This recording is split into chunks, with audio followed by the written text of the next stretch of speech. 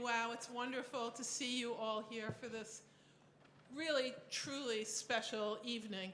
And being here tonight at one of the world's greatest libraries to celebrate one of the greatest jurists of our time brings a story to mind. So it was in September, and I was at the Library of Congress National Book Festival in DC to promote my book.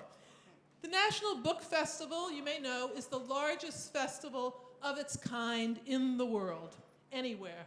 And as I drove up to the cavernous 2 million square foot convention center, I was amazed to see 2 full city blocks of people, many of them young people, waiting very patiently in line.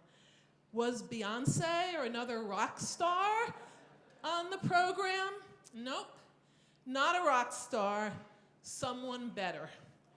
A few hours later, I was standing in back of a teenage girl who, out of the blue, I had never met this girl, and she had no idea who I was.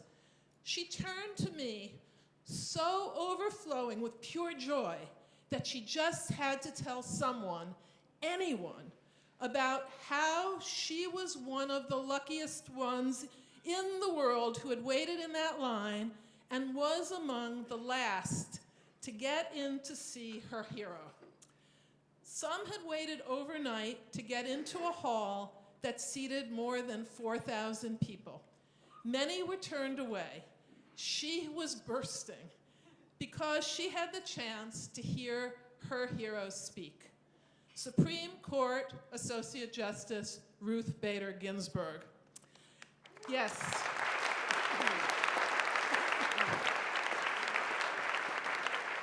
That is Justice Ginsburg, far more than a rock star. She is a hero for our age and for all ages. Ruth Bader Ginsburg is the first recipient of the Berggruen Prize for Philosophy and Culture who is not primarily a philosopher.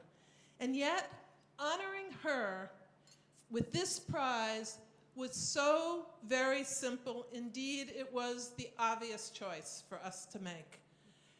The notorious RBG, as she is fondly known, is one of the great minds and great hearts in the history of American jurisprudence. No one has worked more tirelessly or more effectively to advance the ethical and philosophical principles of human equality and human rights through law. Justice Ginsburg is widely acclaimed as our nation's preeminent jurist of gender law. She has advanced the legal status of women and the cause of justice everywhere. Prior to her nomination to the Supreme Court by President Clinton in 1993, she co-authored the first law school casebook on sex discrimination. She was the founder of the American Civil Liberty Union's Women's Rights Project, and she argued 6 cases before the Supreme Court, 5 of them successfully. As a justice herself, she has helped decide myriad landmark cases, but perhaps none is more noteworthy than the case of gender discrimination faced by Lilly Ledbetter.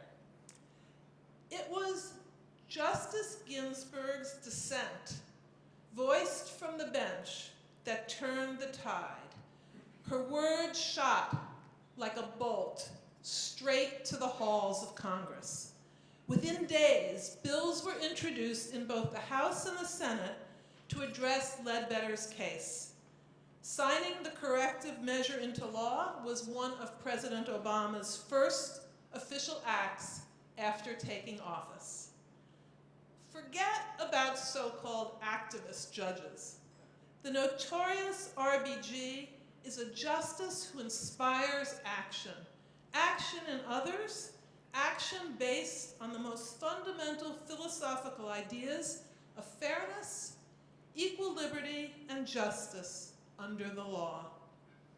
This evening, Justice Ginsburg will join in conversation with one of the preeminent international journalists of our time. Razia Iqbal is a presenter for BBC News and one of the main hosts of NewsHour, the flagship news and current affairs program on BBC World Services Radio. We're delighted that BBC News is the event partner of the Berggruen Prize for the second year here at the New York Public Library, and tonight's conversation is being recorded for broadcast on BBC World Service Radio and on BBC World News TV this coming weekend. So ladies and gentlemen, please join me in warmly welcoming Razia Iqbal and Supreme Court Justice Ruth Bader Ginsburg.